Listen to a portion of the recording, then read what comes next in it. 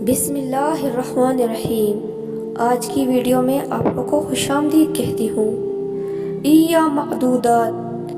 मौत मेरे कान में गुदगुदी करती है और हौले से कहती है, इया मअदूदात, गिनती के चंद दिन है। अपनी ज़िंदगी जी लो, अपने दिन मुकम्मल कर लो, क्योंकि मैं तुम्हारे करीब हूँ, इतने करीब कि तुम्हें मेरी आहट भी महसूस नहीं होती। मैं देखती हूँ कि तुम दुनिया की फ़िक्रों में उलझे हो, चमकती चीज़ों के पीछे भाग रहे हो, लेकिन वक्त करीब आ रहा है जब तुम्हें सब छोड़कर मेरे साथ चलना होगा। अपने मोहल्लत का फ़ायदा उठा लो, नेकी के बीज बो दो, दिलों को जोड़ो,